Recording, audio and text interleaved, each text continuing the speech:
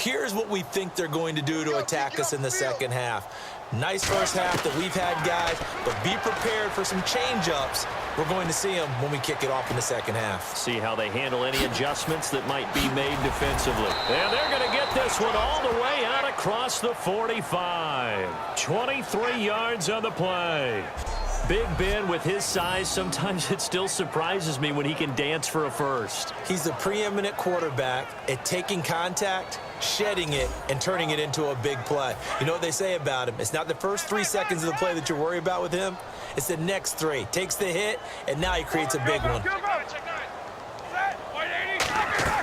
They go play action here on first down. He's going to look deep down the field. Got a man, it's caught at the 6-yard line. And into the end zone. Touchdown, Pittsburgh.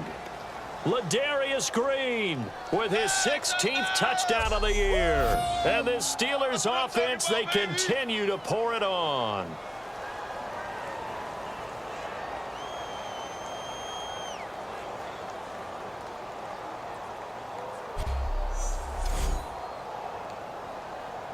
Extra point now by Boswell.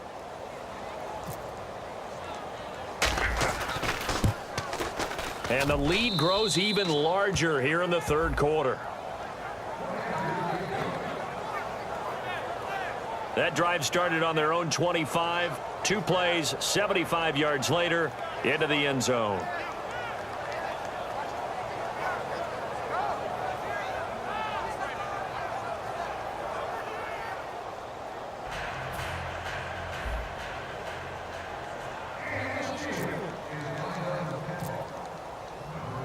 The kickoff unit is out on the field, and they will send this one away. This will be taken in at the 1. And he'll take this one near the 25, call it the 26-yard line. Now we take a glance at the offense as they work their way back out for their first possession of the second half. They're down in this game. A chance for the offense, though, to put something on the board, get some momentum here in half 2.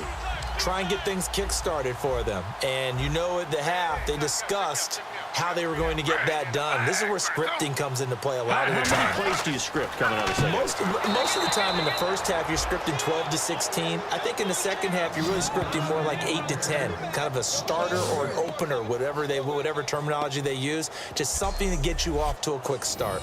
Partner, I think the easy thing now would be to just abandon the run and start throwing the football at all costs. But I've been in so many games where it doesn't work running the ball, and then something pops, and now you get something going. I'm not so sure to just abandon your game plan this early in the second half. Just a yard there, so it brings up a tough 3rd and 12. In order to play really good run defense when you're playing a 3-4, those 3 guys up front, the nose tackle and the guys they call the defensive ends, they're usually big people because they're going to have to eat up a lot of blockers because it's usually 5-on-3. And when they do their job well, guys who play on the inside, those inside linebackers, they're able to just roam and hit. On 3rd down, Johnson. And he'll get this one up to the 26. Just a 1-yard gain on the play, and that'll mean a call to the punt team as it's 4th down. Partner, when you're not able to run the ball successfully, it really messes everything up for an offense because no longer are you setting the tone and dictating the game. If you do want to throw the ball, play action's kind of gone out the window because they don't respect the run. And last but not least, you don't get to dictate it all when you want to throw the football, and that really hurts you as an offense.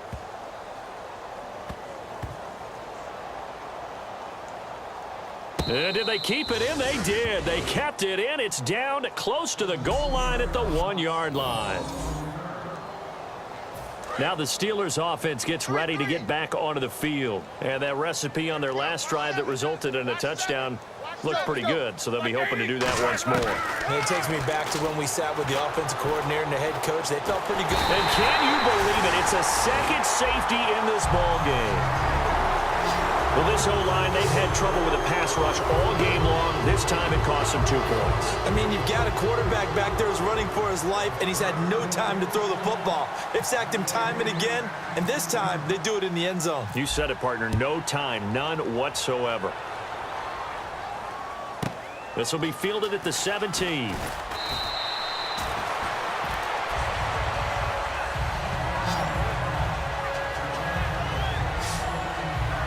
Heading out as the Cleveland offense now as they get set to take over here.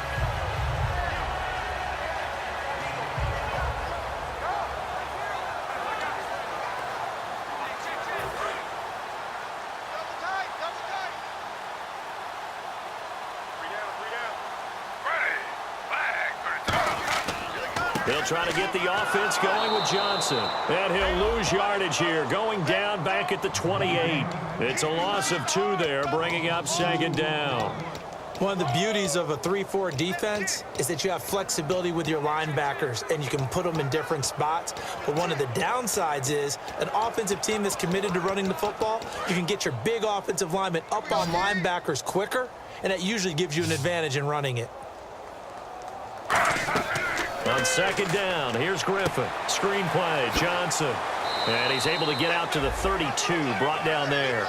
Give him 3 on the screen. He couldn't break free, and it's third down.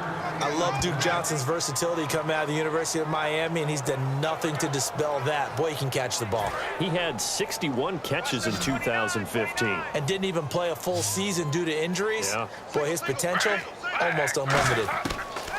On third down, Griffin. Pressure comes, and the Steelers take him down. James Harrison in there to get him, and that's sack number 12 for him on the year. Man, he got in there so quickly, Charles. What could the offense have done to adjust and account for that? But what you're hoping is that you figure out and you see and get a clue that maybe there's going to be some pressure coming at you, and you change the blocking schemes. Maybe you go to max protection. The biggest one is maybe you bring your running back in to try and keep you clean. But in that case, that didn't happen. 0 accountability, and a sack resulted.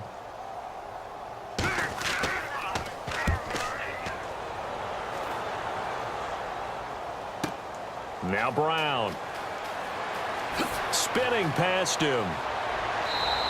A very good return there. Give him an even 20 yards. And out will come the offense as they take over.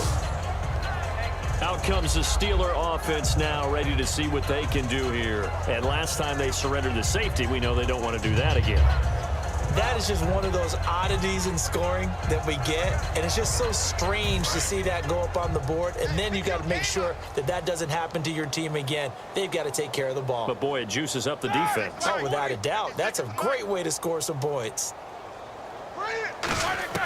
Throwing now, Roethlisberger on first down. And that's caught. Did he stay in bounds, though? He did not. Ruled incomplete. I know for us it's fun.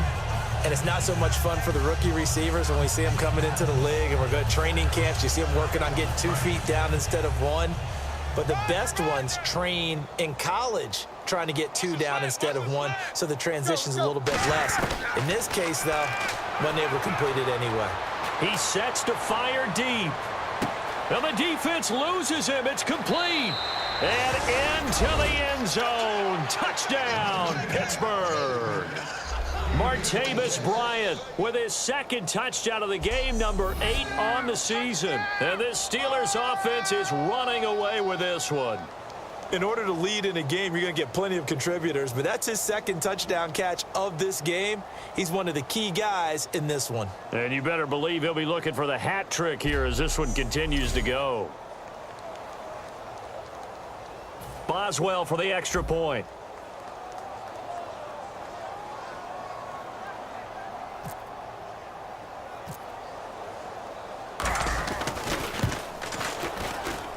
And the lead grows even larger here in the third quarter. 1 play, 2 plays, touchdown. That's all it took there. A very short and sweet drive that got him in the end zone.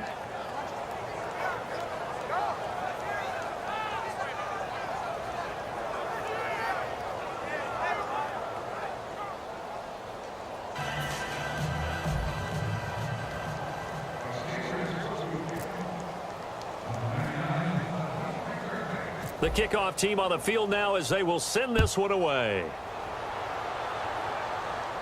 It's a very short kick taken by an up man.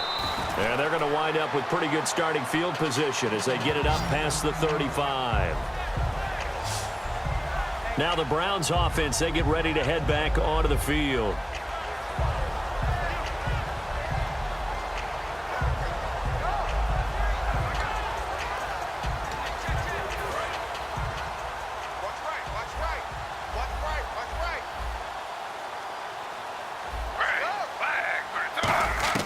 throwing now. Griffin on first down. Now look out. Griffin hit, and he lost the football. It's loose.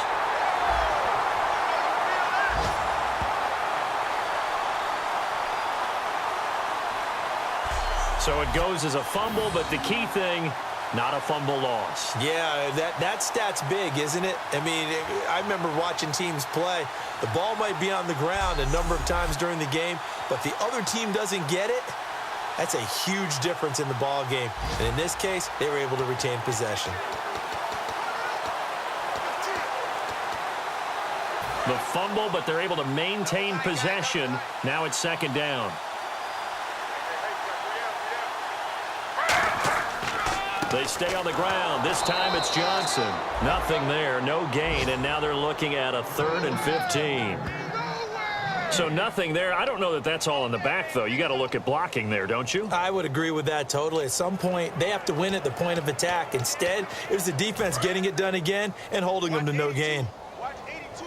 He likes to sneak out late. Watch 82. Ready. 3-9-8. 3rd and long. It's Griffin. Gets it to Gordon. And he's got a first down as he's up to the 48. 17 yards on the pickup there. The drive will continue. It's a first down. They try the corner route there, Charles, and it works to perfection. Boy, that's hard on a defensive back because if you get any fake or move to the inside, you have to respect it, and then the receiver breaks back to the sideline.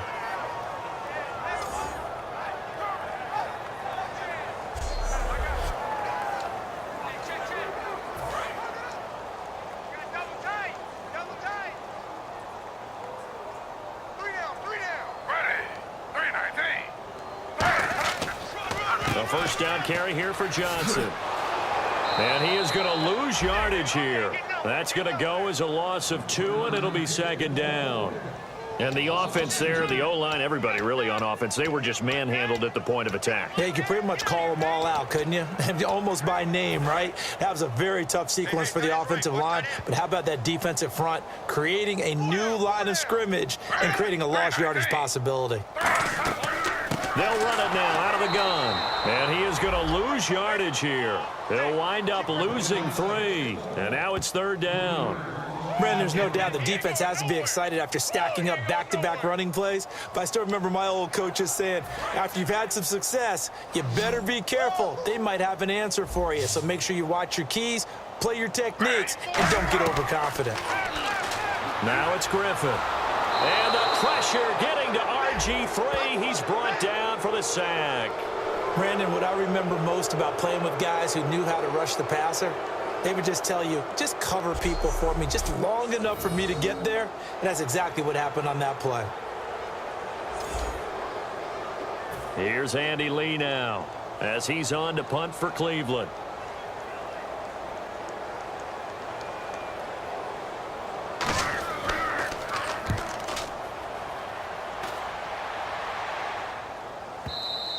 And problems spreading to the punt team now. This one goes all the way into the end zone on the fly, so that'll come back to the 20. The Steelers offense now, they head back onto the field. And they were able to punch it in the end zone last time. They'll be looking to do that again here for the defense.